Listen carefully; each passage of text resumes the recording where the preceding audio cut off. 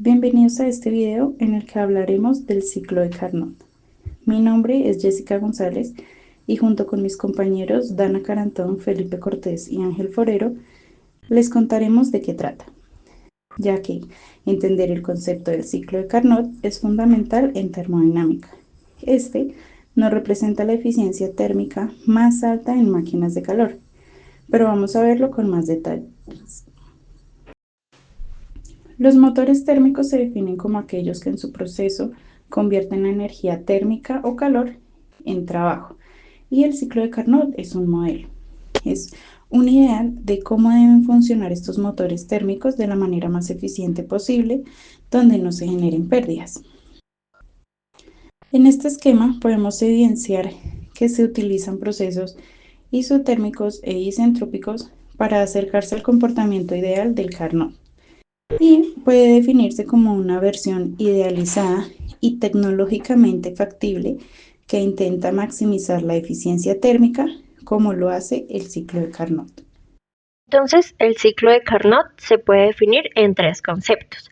Es un motor hipotético, o sea, trabaja con dos fuentes que tienen una temperatura constante, sin cambios. Procesos reversibles. El ciclo tiene 4 etapas de procesos reversibles, las cuales son 2 isotérmicas y 2 adiabáticas. No presentan intercambio térmico. Y eficiencia máxima. No hay pérdidas de ningún tipo, como la fricción, lo cual hace que sea un ciclo ideal. Etapas del ciclo de Carnot las vamos a relacionar con las figuras de la derecha. En ambas se presentan las 4 etapas, pero la de arriba es un diagrama de presión y volumen y el diagrama de abajo es temperatura y entropía. En el diagrama de arriba vemos que en la etapa 1 hay una expansión isotérmica. Es expansión porque el volumen aumenta y la temperatura se mantiene constante. La segunda etapa es una expansión adiabática. Aumenta el volumen, la presión disminuye y no hay transferencia de calor con el exterior. La etapa 3 es una compresión isotérmica. El volumen disminuye y la temperatura es constante pero más baja. Y en la etapa final hay una compresión adiabática. El volumen disminuye y no hay transferencia de calor con el medio. En el segundo diagrama es un poco similar, pero nos relaciona que entre la etapa 1 y 2 la temperatura se mantiene constante, pero la entropía aumenta. Entre 2 y 3 la entropía es constante, pero la temperatura se disminuye. Entre 3 y 4 la temperatura es constante, pero la entropía disminuye. Y se repite el ciclo. Tenemos una fórmula, eficiencia térmica de Carnot. Esta define la eficiencia en sistemas reales, la cual es 1 menos TL sobre TH, donde TL es la temperatura del elemento frío al que se le transfiere el calor y TH es el calor de entrada. Estas temperaturas deben estar en Kelvin. La siguiente fórmula es la de trabajo neto. Estas nos muestra la diferencia entre el calor absorbido y el calor rechazado. Entonces, W neto es igual a QH menos QL o Q caliente menos Q fría, donde QH es el calor absorbido por el elemento caliente y QL es el calor rechazado por el objeto frío. Ejemplos de aplicaciones reales. Tenemos los motores térmicos, motor de combustión, que usa un ciclo similar para convertir calor en trabajo. Las plantas de energía generan electricidad usando ciclos térmicos como Carnot, y las limitaciones prácticas para definir fricción y pérdidas que reducen eficiencia en un sistema real. Entonces, la importancia del ciclo de Carnot se basa como un estándar contra el cual se pueden comparar los ciclos reales o ideales. Es la base para diseños, es decir, optimización de sistemas térmicos reales, define eficiencia máxima posible para motores térmicos y ayuda a entender pérdidas en procesos reales, o sea, las irreversibilidades. A continuación podemos ver esto con ejemplos. Muy bien, ahora vamos a explicar el ejemplo que nos pone la presentación. La deducción de la eficiencia del ciclo de Carnot. El enunciado dice que demuestre la eficiencia térmica de un ciclo de Carnot que opera entre los límites de temperatura TH y TL. Es una función exclusiva de estas dos temperaturas y que está dada por la ecuación que nos presentaron antes. Entonces, como tal, nos piden demostrar que la eficiencia del ciclo de Carnot depende solamente de la temperatura de la fuente y del sumidero. Muy bien, recordemos que la fuente es la parte de nuestra máquina que absorbe el calor. Esta está representada por la letra o las siglas TH.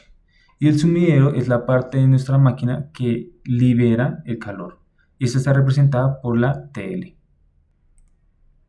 Bien, entonces nos dice que el calor de entrada es igual a la temperatura más alta, TH, por el delta de las entropías, que sería entropía de salida menos la entropía de entrada. Y nos dice que el calor de salida es igual a temperatura más baja, TL, por el delta de las entropías, que sería entropía de entrada menos la entropía de salida, que a la vez sigue siendo lo mismo que la temperatura baja por las delta de entropías iniciales, que será entropía de salida 2 menos la entropía de entrada 1. Bien, recordando lo que decían mis compañeras en las diapositivas anteriores, el ciclo de Carnot tiene 4 etapas, ¿no? La primera es una adición isotérmica, la segunda explosión isentrópica, la otra es el rechazo de calor isotérmico y por último la compresión isentrópica. Lo que quiere decir que no hay cambios de temperatura durante nuestro sistema y la entropía es la misma. Por eso nos dice en la ecuación que nuestras entropías son iguales. Entonces, la eficiencia térmica de un ciclo de Carnot se viene a dar por el trabajo neto dividido por el calor de entrada, que a la vez eso es igual a 1 menos el calor de salida dividido en el calor de entrada, que a la vez eso es igual a 1 menos la temperatura del sumidero por la multiplicación de las deltas de las entropías dividido en la temperatura de la fuente por el delta de las entropías, que a la vez eso es igual a 1 menos la temperatura del sumidero dividido en la temperatura de la fuente. Bien, para concluir, podemos observar que la eficiencia térmica de un ciclo de Carnot es independiente del tipo de fluido del trabajo utilizado. Puede ser un gas ideal, vapor, etc. O de si el ciclo es ejecutado en un sistema cerrado o en un sistema de flujo estacionario. Problema. En un ciclo de Carnot se extraen por cada ciclo 2000 joules de calor de una fuente a 527 grados Celsius de temperatura. Si el calor es expulsado a un sumidero a 27 grados Celsius, calcule la eficiencia de la máquina, el trabajo realizado por ella y el calor expulsado por cada ciclo. Entonces, para solucionar este problema, tenemos que primero seleccionar los datos. Entonces tenemos el calor extraído de la fuente Q sub H, que es de 2000 joules. Tenemos la temperatura de la fuente T sub H, que es 527 grados Celsius. Hacemos la conversión para trabajarlo en Kelvin. El factor de conversión se es sumando 273 para pasar de grados Celsius a Kelvin. Lo mismo para la temperatura T sub C, que es la temperatura del sumidero, de 27 grados Celsius, adicionando los 273 para el factor de conversión a Kelvin, nos queda que la temperatura del sumidero es de 300 Kelvin. Entonces la eficiencia de la máquina la calculamos pues con la fórmula que ya vimos anteriormente, que es 1 menos la temperatura del sumidero sobre la temperatura de la fuente. Entonces, sustituyendo los valores, tenemos que la eficiencia es 1 menos 300 Kelvin sobre 800 Kelvin, y eso nos da una eficiencia de la máquina de 0.625, que en porcentual la eficiencia de la máquina es de 62.5%. Para el segundo punto relacionado con el trabajo realizado por la máquina, entonces tenemos que la fórmula que vamos a trabajar es la eficiencia de la máquina, que es igual al trabajo sobre el calor absorbido. Entonces, despejando W, tenemos que el trabajo es igual a la eficiencia de la máquina por el calor absorbido. Reemplazando los datos, tenemos que el trabajo es igual a 0.625 de la eficiencia por 2000 joules, que es el calor absorbido para un trabajo de 1250 joules. Finalmente, para calcular el calor expulsado por cada ciclo, Q sub C, tenemos la misma fórmula, entonces tenemos que el calor absorbido es igual al trabajo realizado por la máquina más el calor expulsado. Entonces despejando Q sub C, tenemos que Q sub C es igual al calor expulsado de la máquina menos el trabajo realizado por el sumidero. Entonces tenemos que 2000 joules, reemplazando los datos son 2000 joules menos 1250 joules. Entonces tenemos que el calor expulsado al sumidero es de 750 joules. Y pues acá a la derecha podemos ver el gráfico de cómo nos quedan los cálculos sobre la máquina.